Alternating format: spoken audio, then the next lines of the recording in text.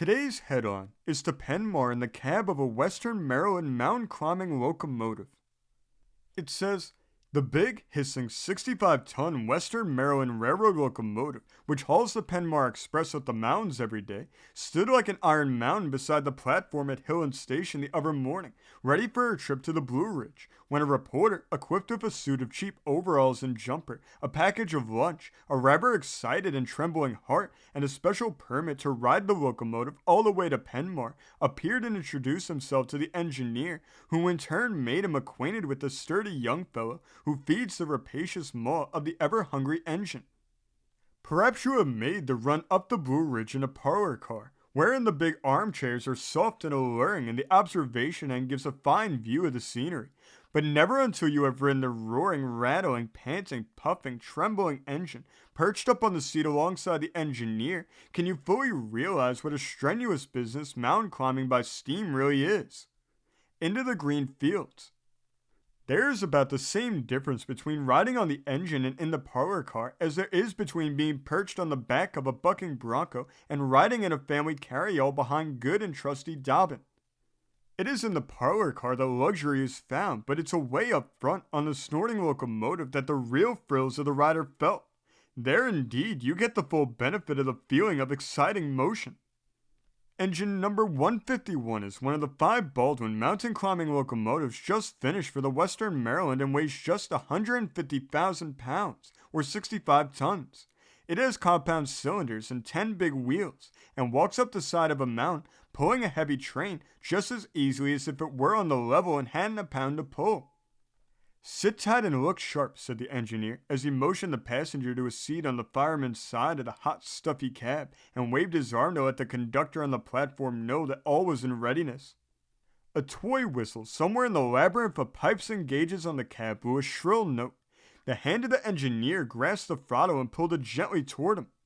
With a snort, the big engine responded and glided forth into the sunlight from under the train shed.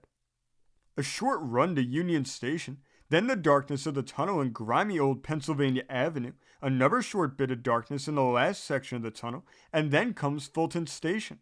A little way farther along Walbrook Station marked the last city stop, with not another to make until Penmar was reached. It is here that the engineer lets her out a bit, as notch by notch notes the opening of the throttle, as the great machine seems to spring madly forward, as if eager to reach the mountain grades, where her real strength will be tested. Along the straight track. Already she is rattling along at a good pace, the fireman tugging at the bell rope, but the ding-dong of the bell comes back only in muffled sounds. It is almost drowned in the roar of hissing steam and the incessant pounding of the giant driving wheels on frogs and rails.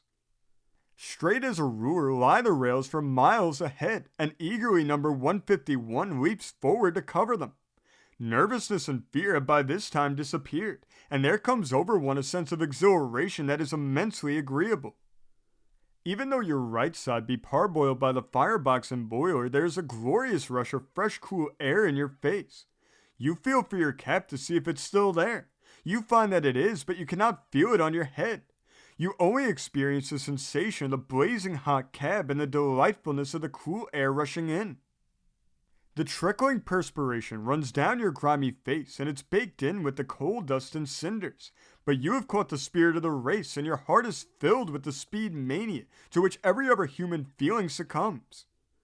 The mighty driving wheels are now buzzing around like circular saws. The great connecting rods of polished steel leap up and down with the rapidity of lightning and look like white sheets of paper. The thought comes over you, suppose the crankpin should break and release them. You forget all about it in the sensation of the race against time. Green fields, pretty villages, cool-looking streams, neat little stations, and dense forests whiz by. It is not, however, until Fairmont, where the real ascent of the mountain begins, is left behind, that you fully realize the steepness of mountain grades and what power it takes to climb them. For half an hour now, the blue haze of the ridges has been in sight, but it's only when you're actually on them that their magnitude becomes apparent. Tackling the mountains. Up grades that seem as steep as stairs through great cuts where the solid rocks stick out to within a few feet of the cab windows, over steel bridges, far below which you can see the water of a mountain stream, past green towering rocks, which stand as grim sentinels over the shiny tracks below, past green trees which seem to almost overhang the way of the roaring train. Up, up, up you go, until the great horseshoe curve at Sibyllasville is rounded. Here, gazing out of the cab window backwards, you can see the end of the train in a complete curve. You feel the 65-ton locomotive take the sharp swerve and then straighten out again on her track as the road again leads straight ahead. Almost before you have time to take in all the beauties of this mountain ruggedness and glory, the ever-ready hand at the throttle pushes it and the speed of the train begins to diminish. Blue Ridge Summit, the very top of the mountain, has been passed, and it's but a short ride down the other side of the mountain to Penmar. With all our steam shut off, number 151 dashes madly down the incline, for all the world like a mammoth switchback car, and a few minutes later, the hiss of the air brake announces the end of the run, and she comes to rest in the shade of the trees at her breezy destination. The trip is ended, and its excitement past, but the memories of it will long linger in the mind of the man who made it in the swerving, rocking, trembling car of the big Iron Mountain climber. This story came from the great state of Maryland, being reported in the Baltimore Sun of June 20th, 1909. Thank you for joining us today. If you want to continue to uncover all of America's lost and forgotten history, then remember before you leave to hit the subscribe button, hit the notification bell, and remember to like and comment below. And we'll see you next time on Americana Archives.